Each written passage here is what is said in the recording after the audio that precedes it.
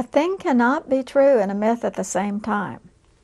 In order to determine whether the stories about Jesus are true, it's necessary to get beyond mere theories and speculation. In other words, to determine the facts.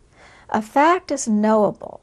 The stories of Jesus can be tested for truth in the same manner that a lawyer proves to a jury that any event occurred in the past: a murder, a car wreck. Matthew, Mark, Luke, and John wrote that they saw Jesus crucified and rise from the dead.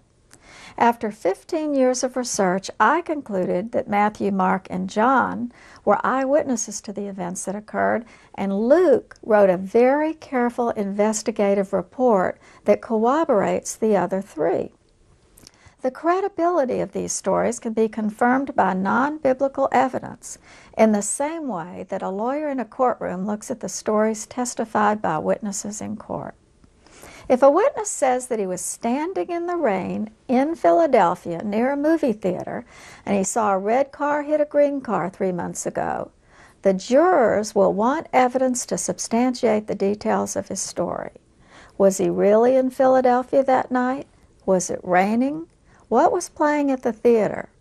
If the details check out, the witness will have credibility. The same process can be repeated for the testimony of Matthew, Mark, Luke, and John. Evidence existing today shows that almost every important detail of the story of the crucifixion and resurrection of Jesus can be verified. In a courtroom, the jury would be directed to decide whether the testimony was more likely than not to be true. This is the preponderance of evidence test.